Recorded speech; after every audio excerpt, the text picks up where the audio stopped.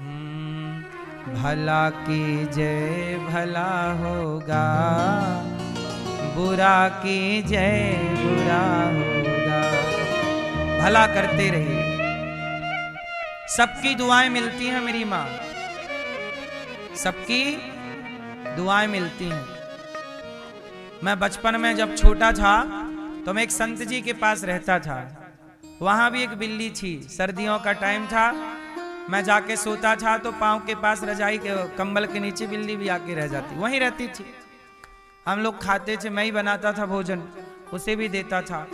मतलब हम देखो, बिल्ली हमसे बोल नहीं पाती कुछ, पर उसकी सारी भावनाएं रहती हैं।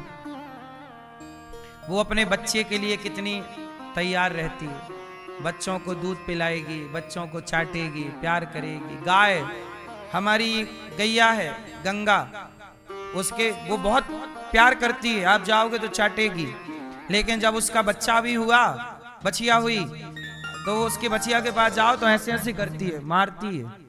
जबकि सीधी गाय है, मतलब वो अपने बच्चे को लेके ना ऐसी हो गई, उसे ये लगा कि मेरे बच्चे को कोई नुकसान ना पहुंचाए। तो गाय बोल नहीं पाती, लेकिन वो अपने बच्चों के प्रति सजग रहती है। बोलो हाँ कि ना? सबकी भावनाएं। अब तुम किसी गाय के बच्चे को मारो तो बोल ना पाएगी, पर रोएगी। गाय का बच्चा जरा भी उसकी नजरों से ओझल हो तो रम्हाने लगती है, माँ माँ। मानो उसके पास और कोई शब्द नहीं है ना, वो ये तो नहीं बोल सकती मेरे बच्चा कहाँ है, वो बार बार माँ माँ। गाय का बच्चा नहीं होगा और उसे प्यास लगी होगी ना, पानी रखोगे पानी नहीं पिएगी गाय, भूसा रखोगे भूसा नहीं खाएगी, चारा रखोगे चारा नहीं खाएगी, जब तक वो अपने बच्चे को देख ना लेगी। और बच्चे को दूध पिलाएगी, उसे चाटेगी, फिर खाएगी। देखो जरा, वो गाय है, बोल नहीं सकती कुछ। और ये केवल ये गाय की स्थिति नहीं है, बंदर को देखो, बंदरी अपने बच्चे को छाती से चिपकाए रहती है। बोलो हाँ नहीं? मुर्गी को देखो, मुर्गी अपने अंडे को उसके ऊपर बैठती है, फूटता नहीं है, अपने शरीर की गर्मी से उसकी सिकाई करती है। उस मुर्गी को भी पता है कि इसका बच्चा कैसे पकेगा, तो सिकाई शरीर की गर्मी देती है, और शरीर की गर्मी से अंडे की सिकाई करती है। बोलो हाँ, तब उसके अंडे से बच्चे निकलते हैं। मतलब हर जीव को ईश्वर ने अपना परिवार पालने की बुद्धि दी रखी है। हम लोग मूर्ख हैं जो अपने स्वाद के लिए कहीं मुर्गी को ही खा जाएंगे, कहीं मुर्गी के बच्चे को खा जाएंगे, कहीं बकरा को खा जाएंगे। हम इंसान जानवरों से भी बदतर हो गए हैं, निर्दयी हो गए हैं।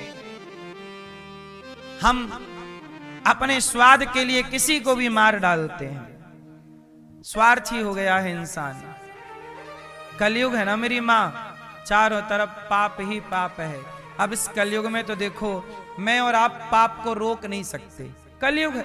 मैं कितनी भी आपको कथा सुनाऊं, लेकिन मेरी बात आपको भूल जाएगी यहां से जाते जाते, और आपको झूठ बोलना याद रह जाएगा, छल करना याद रह जाएगा, कपट करना याद रह जाएगा, बहुत सारी बातें रह जाती हैं आपको याद, पर कथा भूल जाती है। क्यों? इसमें आपका और मेरा कोई दोष नहीं है, कलयुग है। कलयुग देखो ना, बारिश होती है तो हम बारिश को रोक नहीं सकते, ना आप रोक सकते, लेकिन छाता लगा के आप और हम अपना अपना बचाओ। ऐसे ही इस कलयुग के प्रभाव को आप और हम रोक नहीं सकते, लेकिन भगवान की कथाओं का, कीर्तन का आश्रय लेकर के हम अपने आप को बचा सकते हैं इस कलयुग की बरसात से। कलयुग चल रहा है माना कि, पर आप कलयुग के हिसाब से ना चल के। अच्छा, जहां एसी होती है, एसी चल रही हो, तो बताओ वहां गर्मी का प्रभाव होता है? एसी बढ़िया चल रही हो कमरे में, वो कितनी भी जेठ के 9 तपा चल रहे हो, क्यों? 9 तपा जेठ में आते हैं। 9 तपा चल रहे हो, भयंकर गर्मी चल रही हो, और आप एसी के कमरे में हो तो आपको ठंडी लगती है। मतलब एसी के कमरे में गर्मी का प्रभाव, जैसे एसी में गर्मी का प्रभाव नहीं होता, ऐसे जहां भगवान की कथा चल रही हो, कीर्तन हो रहा हो, वहां भी कलयुग का प्रभाव नहीं होता। कलयुग के प्रभाव से बचना हो तो भगवान का कीर्तन, भगवान की कथा का आश्रय ले लो तो बच जाओगे। वरना देखो, वो हमने हमेशा एक बात कही, हाँ हाँ, मंदिर सोना सोना रहेगा, भरी रहेंगी मधुशाला, पिता के संग भरी सभा में नाचेगी घर की बाला।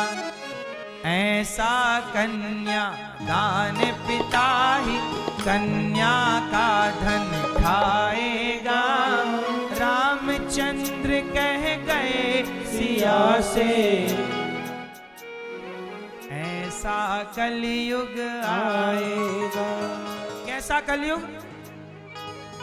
मंदिर सोना सोना रहेगा, भरी रहेंगी मधुशाला।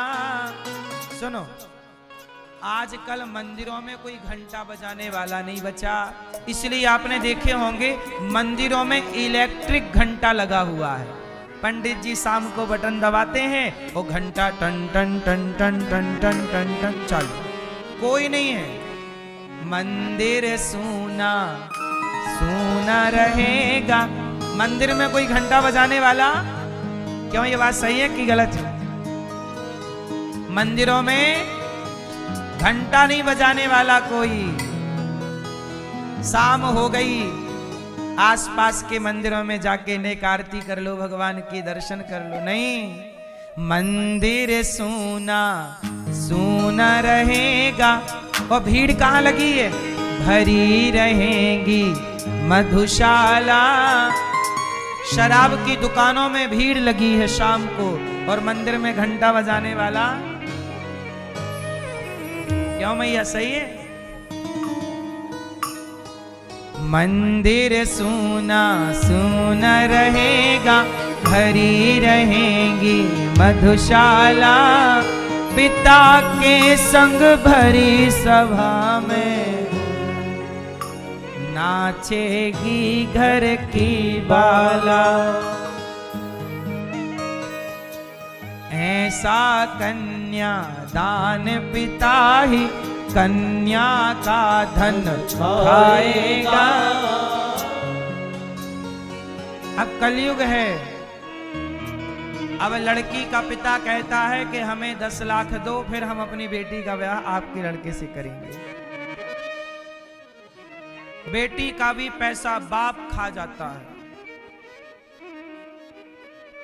ऐसा कन्या दान पिता ही कन्या का धन खाएगा, रामचंद्र कह गए सिया से, ऐसा कलयुग आएगा।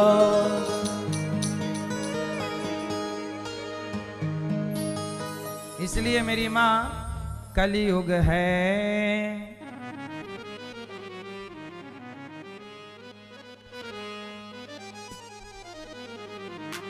सुनो सिया, कलयुग में काला धन और काले मन होंगे। कलयुग में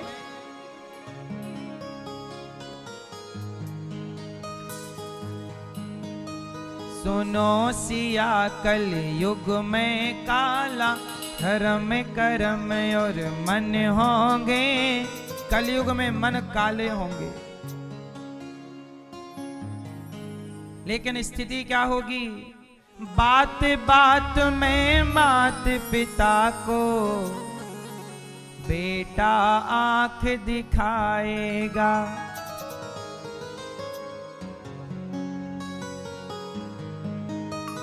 बात बात पर मात पिता को बेटा आंख दिखाएगा। रामचंद्र कह गए सिया से, ऐसा कलयुग आएगा। राजा और प्रजा दोनों में निस दिन होगी खींचातानी। कदम कदम पर करेंगे दोनों अपनी अपनी मनमानी, अपनी अपनी मनमानी। जिसके हाथ में लाठी होगी भैंस वही ले जाएगा। रामचंद्र कह गए सिया से है सा कलयुग आएगा। ये है भैया कलयुग की हालत। मंदिर सूना रहेगा, शराब की दुकान, कलयुग है। राजा परीक्षित ने कलयुग ने की, अच्छा कलयुग को कहा कि चल मेरे राज्य से निकल जा। कलयुग बोला मैं कहां जाऊं, चारों तरफ आपका डंका बज रहा है। तब राजा परीक्षित ने कलयुग को रहने के 4 कमरे बनवाए। जुआ द्यूतम पानम स्त्रियः सूना यत्र धर्मश्चतुर्विधा। जहां जुआ शराब, इसलिए आप लोग बचिएगा बुरे कामों से। आप लोग जुआ तो नहीं खेलते हो, शराब पीते हो, मांस खाते हो, पराई औरत को देखते हो, बेईमानी से धन कमाते हो। यदि ये 4 काम नहीं करते तो आप बच गए। इसलिए देखो जी, आप दुनिया को बचा पाओ ना बचा पाओ, अभी अपने को बचा लो कलयुग से। इसलिए भगवान की छत्र छाया में रहो, काम करते रहो, नाम जपते रहो, प्रभु को याद रखो और भगवान की छाया में धर्म कर्म करते रहो, बस बच जाओगे। वरना कलयुग सबको मारे डाल रहा है, सब पी पी के पड़े हैं। और तो सब ठीक है, आजकल तो मैयाएं भी पीने लग गई दारू, मैंने सुना है। क्यों मैया, सही है मैया? आजकल सुना है कि स्त्रियां भी पीने लग गई, सही है कि गलत है? हैं मैया, आप पीती हो दारू? नहीं, आप पीते हो दारू? नहीं पीते? खाओ मां कसम, नहीं पी, कभी नहीं पिए। पहले पी रहे, बस अभी नहीं पी रहे हो 7 दिनों से। पहले तो खूब पिए हो। क्यों? कौन सी वाली पिए हो? सकल कर्म कर थके गुसाई, सारे काम धाम करके आए हैं, अभी है वृंदावन। अच्छा है, समय से आ गए। आप तो आ भी गए, कुछ लोग तो आ भी नहीं पाए। आप पीते हो शराब वराब? नहीं पिए? पहले पिए हो, अब बुढ़ापे में देख लिए कि अब हम किसी काम के रहे नहीं, तो चुपके से आ गए भगवान की शरण। प्रभु अब कल्याण करो, वरना है ना। ये सब डरे सहमे लोग हैं, डर के कारण आए हैं। इन्हें पता चल जाए कि हमें स्वर्ग ही जाना है तो फिर पी के पड़े रहे। बोले अब तो जानी है स्वर्ग, क्या जरूरत है पूजा वूजा की। वो तो थोड़ा डर है। आप पीते हो? पहले कभी नहीं पिए शराब? सही बताओ, खाओ मां कसम, नहीं खाओगे?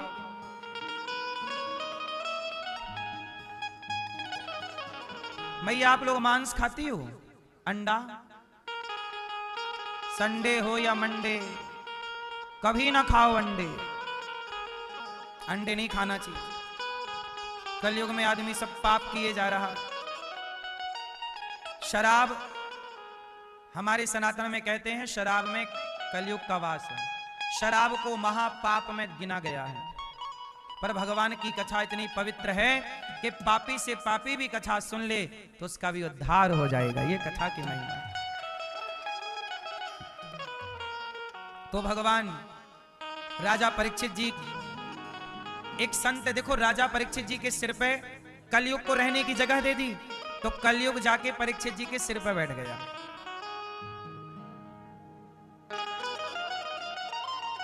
कुत्ते को मुंह लगाओगे तो कुत्ता, आगे क्या है कहावत, कुत्ते को मुंह लगाओगे तो वो मुंह चाटेगा।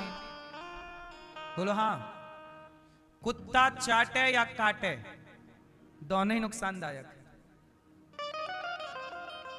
इसलिए कुत्ते को पानी रोटी तो दो, पर उचित दूरी के साथ दो। दूरी भी, किसके साथ बैठें, किसके साथ ना बैठें। आप गलत व्यक्ति के संग बैठने, दुर्योधन शकुनी के संग बैठता और अर्जुन कृष्ण के संग बैठते।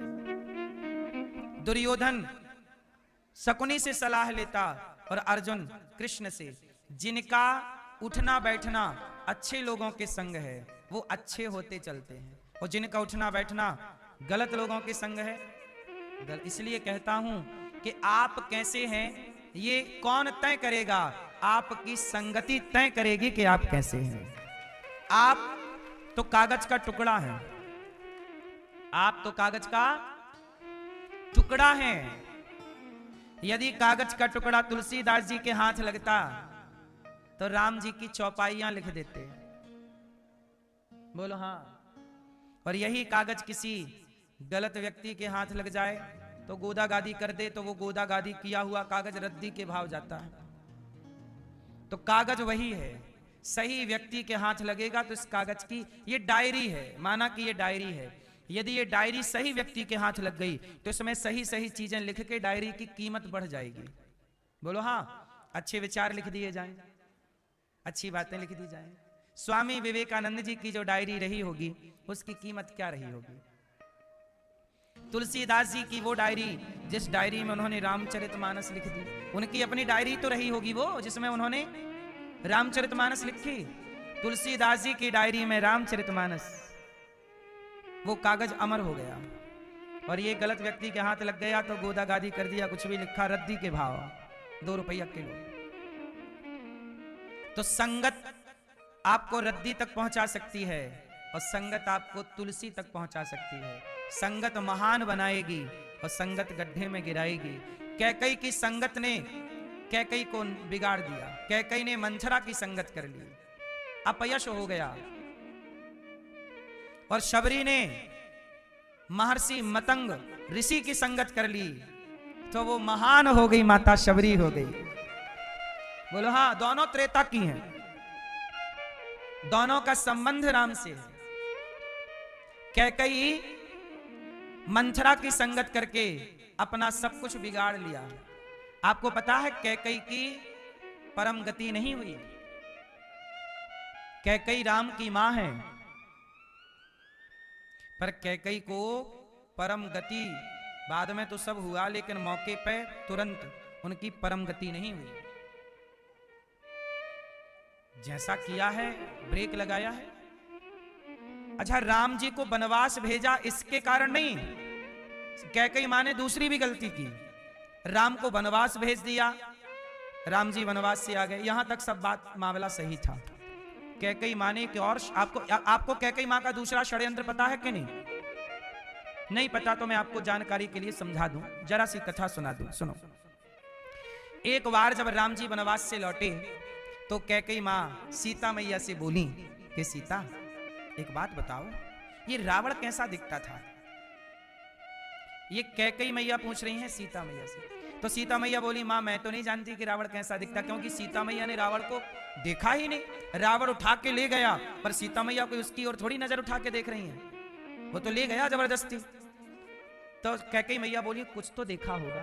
बोले चेहरा तो नहीं देखा, लेकिन जब उसने मुझे विमान पर बिठाया तो मेरी नजरें नीचे थी तो मैंने रावण के पांव का अंगूठा देखा, दाहिने पांव का अंगूठा।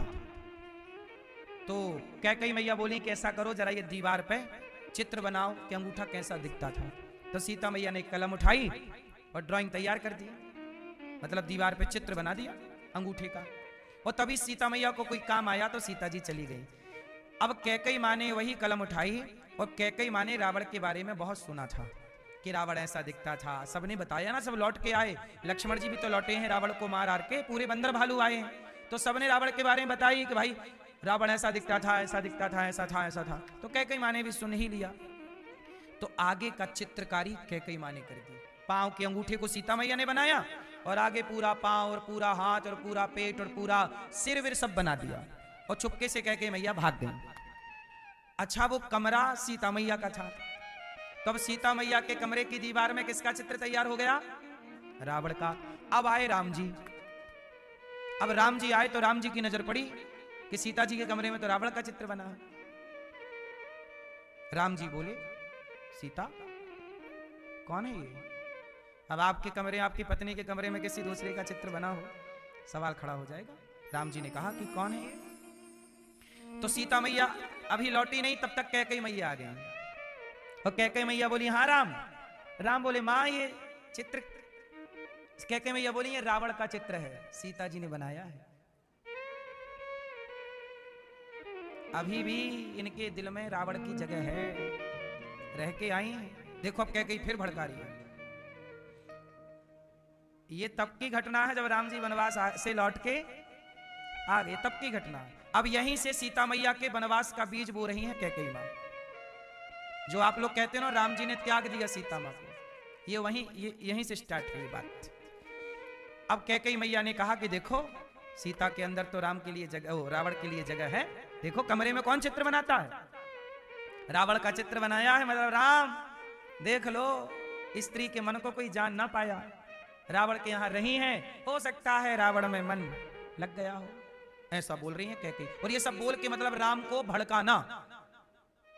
चली गई, और जब चली गई तो सीता मैया आई।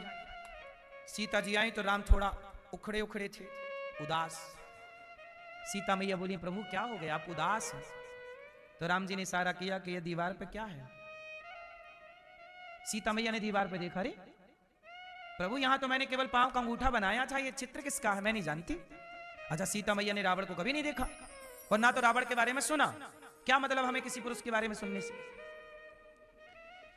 सीता मैया बोली प्रभु ये कौन है? राम जी बोली ये रावण है, ये रावण का चित्र है, आपने बनाया है। कैकेयी मैया बोल रही थी। देखो राम जी को बोला किसने? कैकेयी मां ने। तो राम जी ने सीता मां से पूछ लिया कि कैकेयी मां ने, आप लोग क्या करते हैं कि आपकी गलती एक स्पष्टी नहीं लेते। जैसे आपको किसी ने भड़काया तो आप भड़क गए, अरे जाओ हम तुम्हें नहीं बात करेंगे, तुम्हें देखेंगे नहीं, तुमने ऐसा किया नहीं। राम जी पहले सीता मैया से भी बात करते हैं, आपने बनाया है। सीता मैया बोली प्रभु मैं तो इस शकल के आदमी को जानती नहीं। कैकेयी मैया ने मेरे से पूछा कि रावण कैसा दिखता था। मैंने कहा मैं शकल तो नहीं जानती, पर पांव जानती हूं, उसके अंगूठा को देखा है, तो मैंने ये अंगूठा मैंने बनाया, इसके आगे की तैयारी ये कैकेयी मां ने ही बनाई होगी। राम जी समझ गए कि कैकेयी मां हम दोनों को अलग करना चाहती हैं। कैकेयी मां इसलिए अलग करना चाहती हैं कि राम बहुत प्यार करते हैं सीता मैया से, और आप जिससे प्यार करते हैं यदि उसे हटा दिया जाए तो आप तो अपने आप मर जाओगे। तो कैकेयी मैया को लगा कि सीता और राम थोड़ा अलग हो जाएंगे तो राम यूं ही मर जाएंगे, राम यूं ही रास्ते से हट जाएंगे, फिर मेरे भरत का रास्ता क्लियर हो जाएगा, फिर मेरा भरत राजा बन जाएगा। मतलब अभी कैकेयी मां के अंदर वो खुन्नस गई नहीं है। अब राम जी ने समझ लिया कि माता कैकेयी हम दोनों को अलग अलग करना चाहती है। लेकिन सीता यदि हमारी माता यही चाहती है कि हम अलग हो जाएं, हम दोनों में भेद करना चाहती है, तो माँ ने जब मैंने माँ की बात मान के 14 साल वनवास चला गया तो माँ की ये बात भी क्यों मन में रह जाए। यदि माँ यही चाहती है कि हम अलग हो जाएं तो बोलो आप क्या चाहती हो। सीता मैया बोली कि मैं गर्भवती हूं प्रभु, मैं चाहती हूं कि मेरे बच्चे यहाँ अयोध्या में ना रहें, क्योंकि कैकेयी माँ सीता माँ समझ गई कि मेरे बच्चे यदि यहाँ होंगे तो ये कैकेयी बिगाड़ डालेगी। कैकेयी भर देगी ना कान, उल्टा सीधा उल्टा सीधा। आप किसी को 100 बार कुछ कहो कहो कहो वो मजबूर हो जाएगा सोचने के लिए। आप सफेद को काला कहो कहो नहीं जी ये काला है काला है काला, तो आप 100 बार मान लोगे कि हाँ भाई साहब काला ही है। बोलो हाँ। कहते ना कि झूठ को 100 बार सच कहा जाए तो झूठ भी सच लगने लग जाता है। सीता मैया बोली कि कैकेयी की छाया मेरे बच्चों पे ना पड़े, इसलिए प्रभु आप मुझे किसी संत की कुटिया पर भेज दीजिए ताकि मेरे बच्चों के संस्कार कैकेयी की छाया ना पड़े, संतों की छाया पड़े बच्चों पर, और संतों का आशीर्वाद मिले तो मेरी संतान संतों के संस्कार वाली हो। इसलिए राम जी ने, अच्छा उसी समय वो धोबी का केस भी आ गया। संयोग धोबी बोला कि सीता तो रावण के यहाँ रह के आई है, और वो सब फिर बातें आप सब जानते हैं। धोबी के कहने से सीता माँ को राम जी ने, बात असली ये थी सीता माँ को षड्यंत्र रचा माता कैकेयी ने। अब ये बात जो मैं बोल रहा हूं ना, बहुत सारी रामायणें हैं, उन रामायणों में से एक रामायण की एक कथा है, प्रामाणिक कथा है, मैं कोई मन से नहीं बोल रहा हूं, सुना रहा हूं।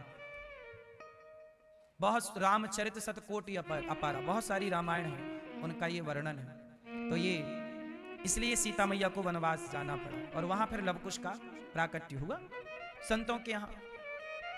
तो मैं आपको केवल ये समझाना चाह रहा था कि देखो षड्यंत्र संगति यदि गलत हो तो व्यक्ति गलत हो जाता। इसलिए आपसे मेरी प्रार्थना है कि गलत व्यक्ति का संग कभी ना करना।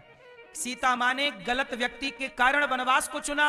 अयोध्या के महलों को स्वयं सीता मां ने छोड़ दिया कि मुझे अयोध्या का सुख नहीं चाहिए, क्योंकि अयोध्या में कैकेयी जैसी विचारधारा है, कैकेयी जैसी सोच है। और कैकेयी जैसी सोच जहां होगी वहां काम बनेगा नहीं, बिगड़ेगा। मैं नहीं चाहती कि कैकेयी के संस्कार मेरे लवकुश को छुएं, इसलिए मेरी मां अपने बच्चों को समाज की हर बुराई से बचाना, यही आप माता पिता का धर्म है और यही बात सीता मां सिखा रही हैं। इसलिए सीता मां को राम जी ने वनवास भेजा। ये बात किसी को पता नहीं है, इसलिए लोग आरोप लगाते हैं कि राम जी ने गलत किया, सीता जी के संग गलत किया। अब तुम जानते नहीं पूरी बात तो गलत तो कहोगे। वाल्मीकि जी के यहां सीता जी गई और संतों के यहां सीता जी जाके खुश हैं। ऐसे ही गौरी गोपाल आश्रम में वृद्ध मां आकर के खुश हैं। तब भी किसी संत का आश्रम नारी के लिए खुला था, आज भी ये गौरी गोपाल आश्रम वृद्ध माओं के लिए खुला। सभी लोग मेरे संग बोलो श्रीमन्नारायण, बोलो सभी लोग बोलो श्रीमन्नारायण श्रीमन्नारायण श्रीमन्नारायण श्रीमन्नारायण श्रीमन्नारायण, बोलिए श्रीमन्नारायण। चरणौ शरणं प्रपद्ये श्रीमते नारायणाय नमः। जात सक्षोः सूर्यो जायत श्रोत्राद्वारि श्रवण जमुखात् अग्निरजायत। मन में बसा कर तेरी मूर्ति उतारूं मैं गिरधर तेरी आरती।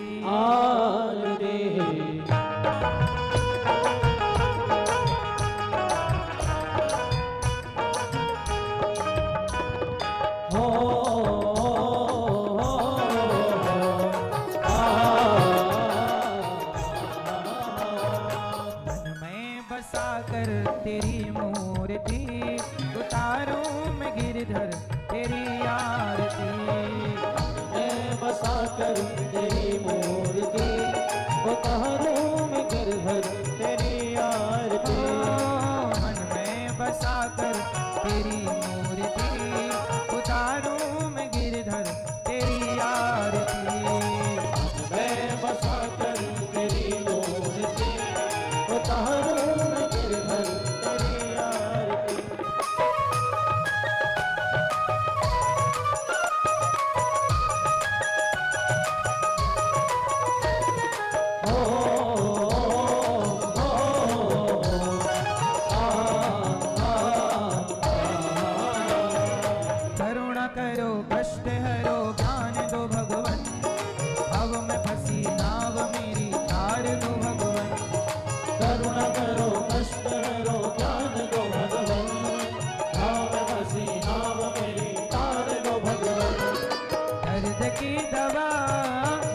पास है, दर्द की दवा तुम्हारे पास है। जिंदगी दया की भीख मांगती। मैं बसा कर तेरी मूर्ति उतारूं मैं गिरधर तेरी आरती।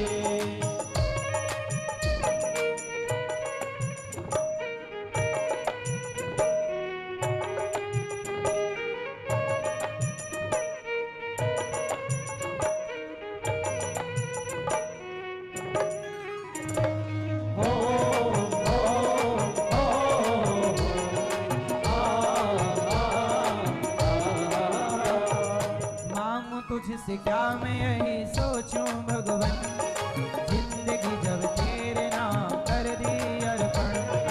आप तुझसे क्या मैं यही सोचूं भगवन, जिंदगी जब तेरे नाम कर दी अर्पण। सब कुछ तेरा कुछ नहीं मेरा, कुछ तेरा कुछ नहीं मेरा। चिंता है तुझको प्रभु संसार की। बसा कर तेरी मूर्ति उतारूं मैं गिरधर तेरी आरती।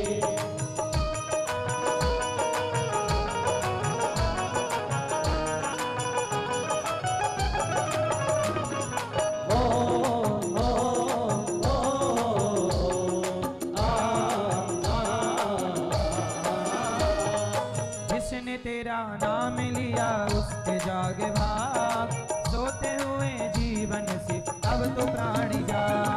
जिसने तेरा नाम लिया उसके जागे भाग, सोते हुए जीवन से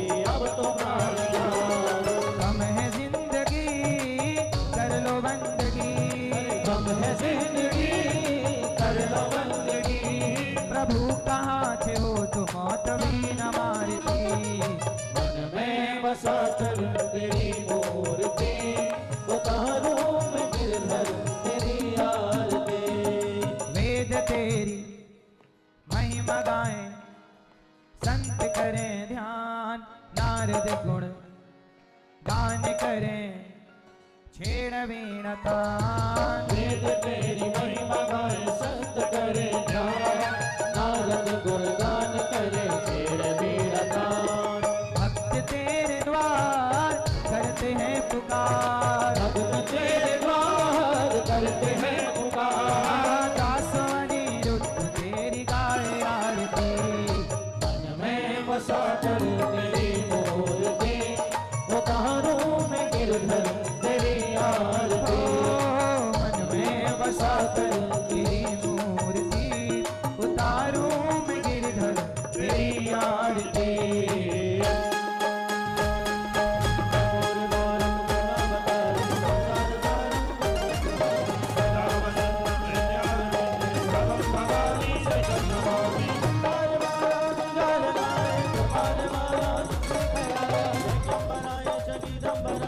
नमः शिवाय नमः शिवाय। त्वमेव माता पिता त्वमेव, त्वमेव बन्धो त्वमेव, त्वमेव विद्या द्रविणं त्वमेव, त्वमेव सर्वं तदेव देव। गुरुर्ब्रह्मा गुरुर्विष्णु गुरुर्देवो महेश्वरा, गुरुर्साक्षात् परब्रह्म तस्मै श्री गुरवे केशवं रामनारायणं कृष्णदामोदरं वासुदेवं हरिं श्रीधरं माधवं गोपिकावल्लभं जानकी नायकं रामचन्द्रं भजे। हरे राम राम राम हरे हरे कृष्ण कृष्ण हरे हरे, हरे राम राम राम हरे कृष्ण कृष्ण कृष्ण हरे राम राम राम हरे हरे, हरे कृष्ण कृष्ण हरे हरे, हरे राम राम राम हरे हरे, हरे कृष्ण कृष्ण हरे हरे राम, हरे राम राम राम हरे हरे, हरे कृष्ण कृष्ण कृष्ण हरे हरे। खटवंशी वाले गोकुल के राजा, मेरी अखियाँ तरस रही अब तो आजा। खटवंशी वाले गोकुल हे राजा मेरी अखियाँ तरस रही अब तो आजा। भजन दयाल तरस रहे नैना, गोपाल बरस रहे नैना, बरस रहे नैना, बरस रहे नैना, बरस रहे नैना, बरस रहे नैना, बरस रहे नैना, बरस रहे नैना, बरस रहे नैना, बरस रहे नैना। अज गोपाल बरस रहे नैना, अज गोपाल कृष्ण, अज गोपाल बरस रहे नैना, कृष्ण हरे हरे जनेन शीतलीकरणं पुष्पैदेवाभिवन्दनं हस्ते अक्षतपुष्पाणि गृहीत्वा मन्त्रपुष्पाञ्जलि नाना सुगन्धिपुष्पाणि यथा कालोद्भवानि च पुष्पाञ्जलिर्मया दत्तो गृहाण परमेश्वरा पुराण पुरुषोत्तमाय नमः। मंत्रपुष्पाञ्जलिं समर्पयामि। बोलिए सद्गुरुदेव भगवान की जय। भागवत महापुराण की।